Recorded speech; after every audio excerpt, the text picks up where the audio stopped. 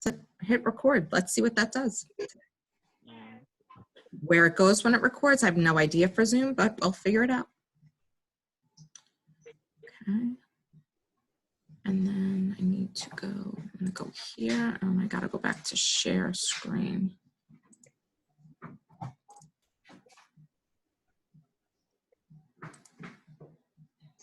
Okay, you guys see my screen? Yeah. Okay, all right, well, good morning, everybody. I hope everyone's doing well. Thank you for joining me today. I'm gonna try this Zoom, and maybe this will be a little bit better than the GoToMeeting. You guys all got the agenda I sent yesterday. Numbers, we need to start talking about numbers. We're back to work, so we have a lot of ground to make up. So, hit that sphere of influence. Next week is the 4th of July. Great time to reach out to everybody, say hello, happy Independence Day.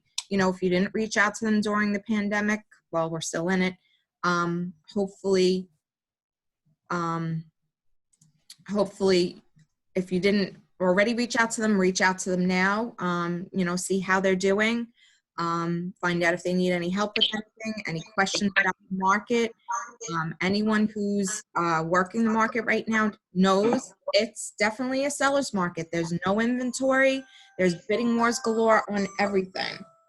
All right, so we need to get out there. We need to try and get listings. Right now we can't solicit still, but you can reach your sphere of influence. Tell them, now more than ever, you need their help. Referrals, all right? For the buyers that you're working with, I know a lot of people work with buyers, and I'm hearing the same story. I'm out there, a couple of people that I know, and it's bidding war galore. Nobody can get into properties, as they're already gone by the time you see them. So we got to get go after the for sale by owners, sign them up as buyer clients, try to, show them the for sale by owners. You get that list every day. If you have a buyer for it, you can reach out to that homeowner. I don't know any homeowner that's going to complain that you're calling them if you have a verified buyer, okay? So go after those, check the for sale by owner sites. Expired properties that expired that might have worked for your buyer. Maybe they took it off the market, before the pandemic.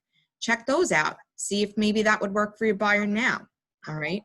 So we have to think out of the box to try to get these deals done. I know Elizette, she reaches out to builders that she works with. So she's gotten a couple of accepted offers for her buyers. She hasn't been able to find anything on MLS, but she went to the builders and was able to find some properties for her buyers that way.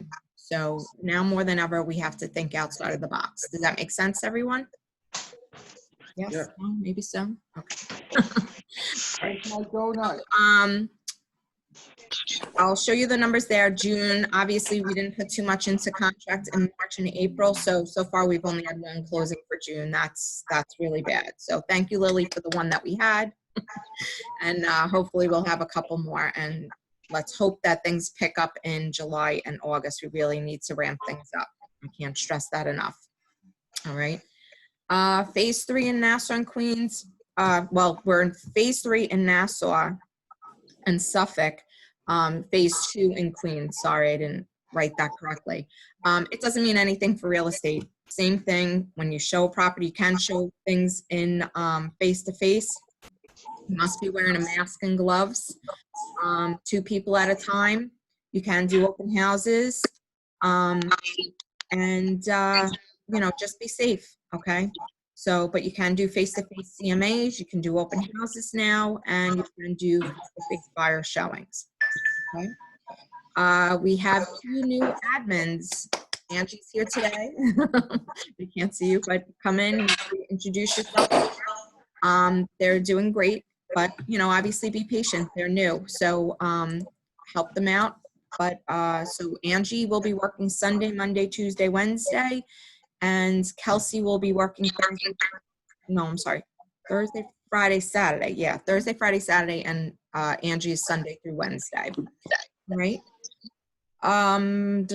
So the office will be open 7 days a week, but not this week. So we're going to still be closed Sunday this week, and next week is 4th of July weekend, so I have to find out what the schedule is going to be. So I'll get back to you on that. So the office still will be closed on Sunday for the next at least week, maybe 2 weeks, right?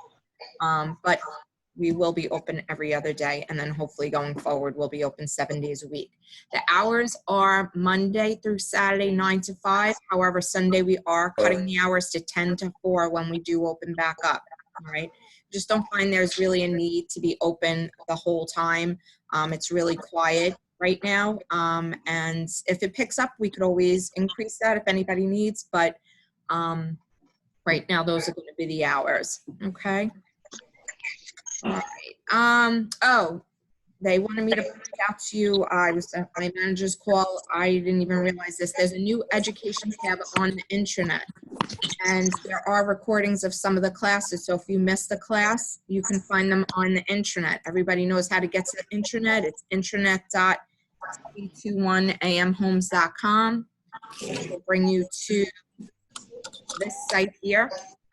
All right, you click on Agent Intranet. And then education is a new tab, okay? It has the calendar for the Wednesday classes, and then any pre-recorded classes would be here, okay? So if you missed anything and you wanted to see the video, this is where it would be. Everyone good? Any questions so far? No? Okay, the next one is One Key. So our fabulous MLS One Key has decided to change our listing forms, okay? So we all know we're trying to do paperless.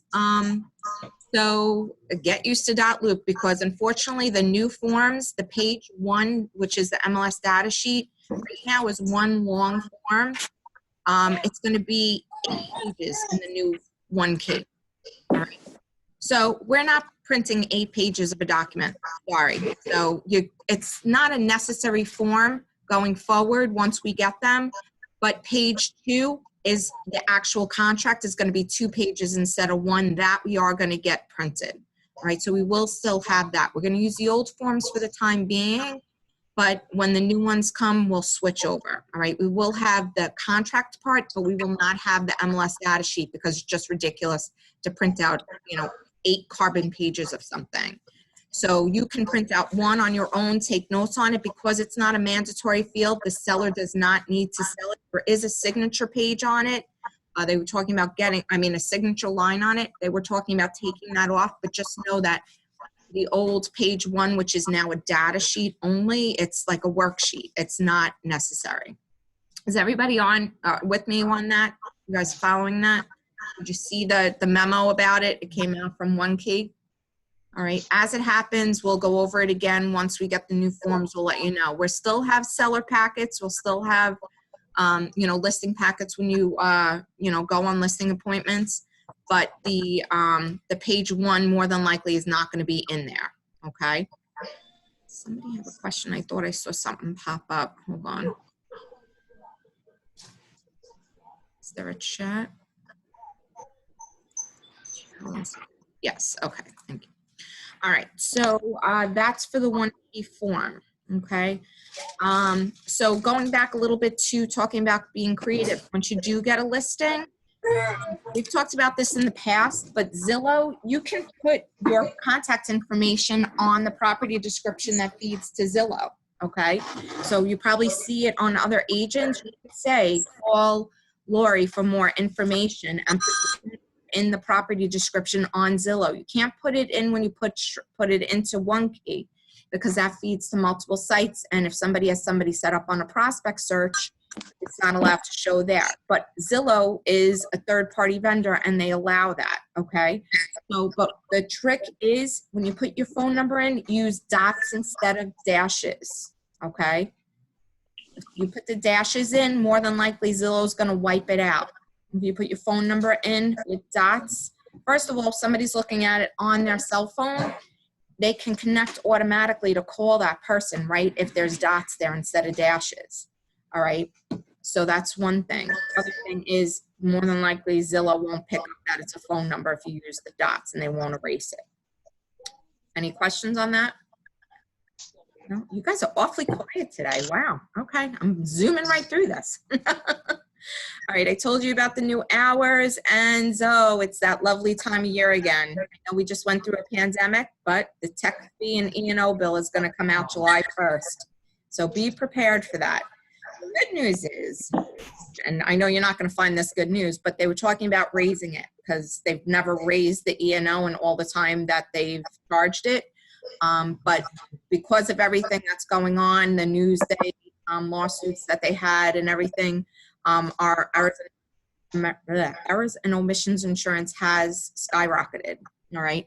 So they were going to raise it, but thankfully, because of the pandemic, they're not going to. But the bad news is it's coming. All right.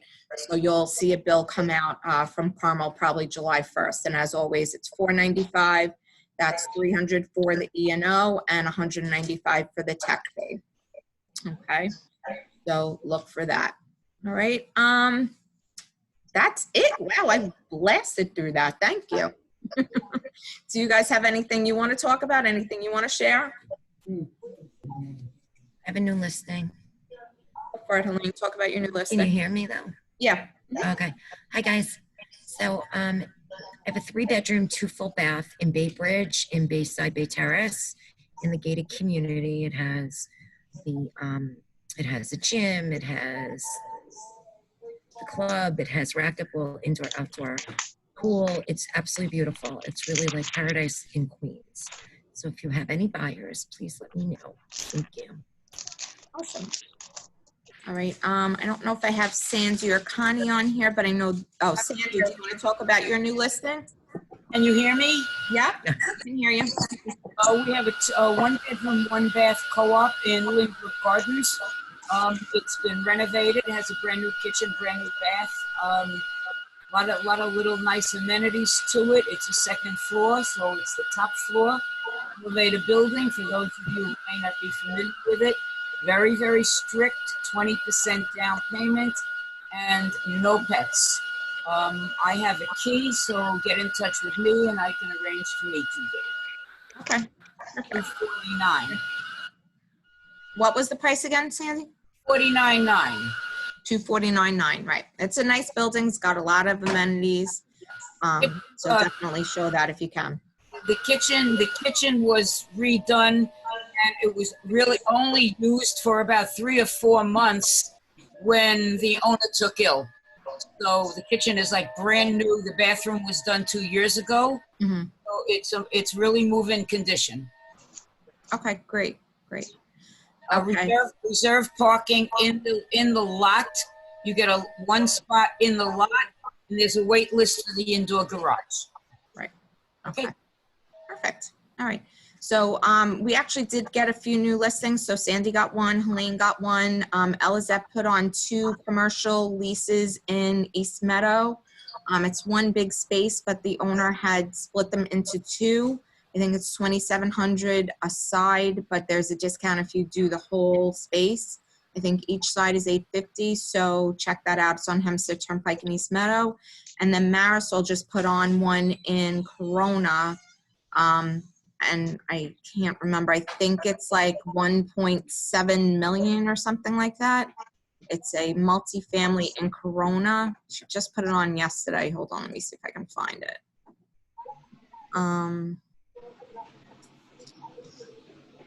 So that would be a nice one if you could sell that.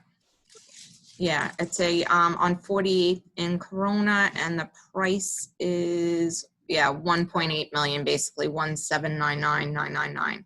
It's a legal 4-family. Oh, wow. So for Corona, that sounds like a bargain to me. So if you think about it. All right. Anything else? Anybody else want to talk about? Any questions? Anything? But we still have our listing, a co-op in Woodhaven. Mhm. The building has been opened up. We can get in, and there is a key at a Woodhaven office. If you don't want to stop there, if you want to swing by my place, I can give you the key, and you can return it right away. So it's vacant, and it's open. Okay, great. The price was just $169.99. Okay, perfect, great.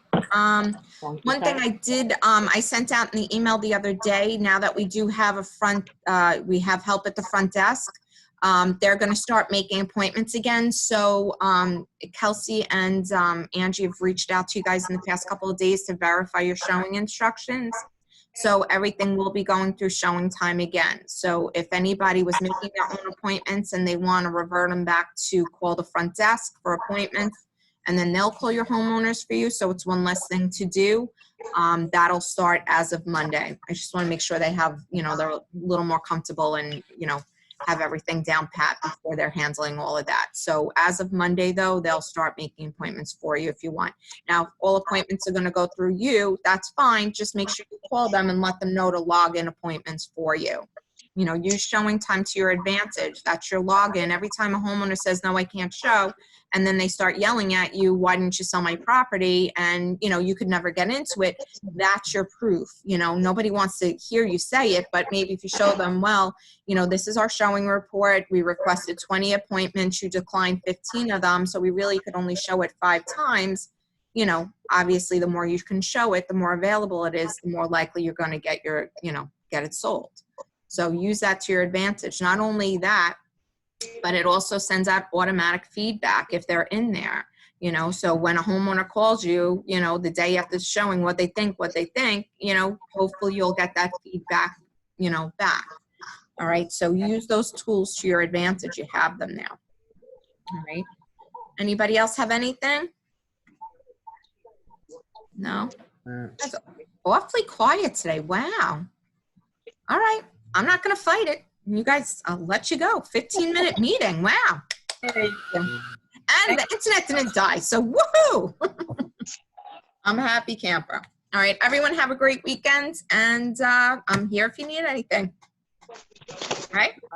hey. Bye. Okay, bye-bye. How do I stop this now?